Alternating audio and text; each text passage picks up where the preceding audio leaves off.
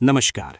आप देख रहे हैं द इंडियन नैरेटिव, जहां हम आपको बताते हैं दुनिया की सबसे बड़ी जियोपॉलिटिकल सच्चाई, बिना किसी डर और बिना किसी फिल्टर के। अगर आप चाहते हैं ऐसी डीप एनालिसिस जो मेन स्ट्रीम मीडिया आपको नहीं बताता, तो इस वीडियो को पूरा जरूर देखें, क्योंकि आज का विषय आपको सोचने पर मजबूर कर देगा।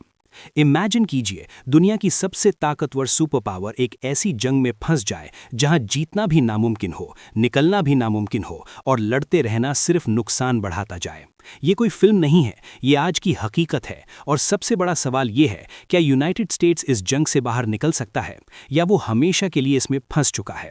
सच ये है कि जब एक बड़ी जंग शुरू होती है तो उसे नेता नहीं चलाते, जंग खुद नेताओं को चलाने लगती है। ठीक वैसे ही जैसे यूक्रेन की जंग, जो सालों बाद भी खत्म नहीं हुई, क्योंकि जंग खत्म करने का मतलब होता है हार मानना, और कोई भी ताकतवर देश ऐसा नहीं करना चाहता। अब यही पैटर्न दोहराया जा रहा है अमेरिका और ईरान के बीच। मान लीजिए अमेरिका शांति चाहता है और वो ईरान से बातचीत करता है। जवाब आता है, हम जंग रोक देंगे, लेकिन $1 ट्रिलियन का हर्जाना दो और हमेशा के लिए मिडिल ईस्ट छोड़ दो। सुनने में आसान लगता है, लेकिन यही असली जाल है। अगर अमेरिका ये शर्त मान लेता है तो एक खतरनाक चेन रिएक्शन शुरू हो जाएगा। गल्फ कोऑपरेशन काउंसिल के देश जैसे सऊदी अरेबिया और यूएई, जो अभी अमेरिका की सुरक्षा पर निर्भर हैं, वो ईरान के प्रभाव में आ सकते हैं। इसके साथ ही पेट्रो डॉलर सिस्टम टूट सकता है, जिससे यूएस डॉलर की ग्लोबल डिमांड कम हो जाएगी। जापान और साउथ कोरिया जैसे देश अमेरिका पर भरोसा खोकर अपनी मिलिट्री ताकत बढ़ाने लगेंगे। यूरोप में नेटो कमजोर हो सकता है और देश रशिया से समझौता कर सकते हैं, और ये सब मिलकर यूएस डॉलर की ग्लोबल डोमिनेंस को खत्म कर सकता है, जिससे $39 ट्रिलियन के डेट पर खड़ा अमेरिकन सिस्टम हिल सकता है। अब सवाल, अगर अमेरिका ना शांति कर सकता है ना निकल सकता है, तो क्या करेगा? जवाब है एस्केलेशन।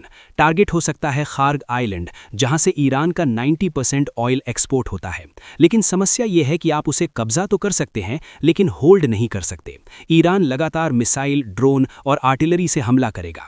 बचाव के लिए अमेरिका कोस्ट लाइन लेगा, फिर माउंटेन्स, और धीरे धीरे ये एक फुल स्केल वॉर में बदल जाएगा।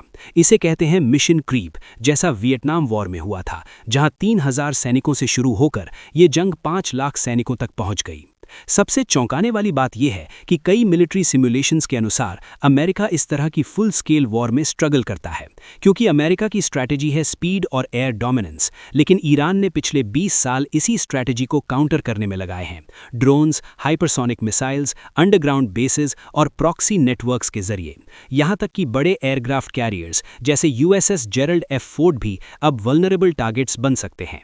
ये जंग सिर्फ ईरान तक सीमित नहीं है, ये जुड़ी है चाइना के साथ टेंशन से, रशिया के कॉन्फ्लिक्ट से और ग्लोबल पावर स्ट्रगल से। सच्चाई ये है कि अमेरिका आज ओवरस्ट्रेच्ड है, बहुत सारे मोर्चों पर एक साथ लड़ रहा है, और यही सबसे बड़ा खतरा है। तो रास्ता क्या है? शायद डोमिनेशन नहीं, बल्कि कोऑपरेशन, एक ऐसा नया ग्लोबल सिस्टम जहां बड़े देश एक साथ बैठकर बैलेंस बनाए रखें।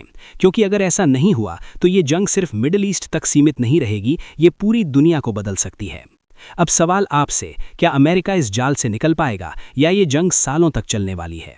नीचे कमेंट करके अपनी राय जरूर दें, और अगर आप चाहते हैं ऐसी ही डीप, पावरफुल और रियल एनालिसिस, तो सब्सक्राइब करें द इंडियन नैरेटिव।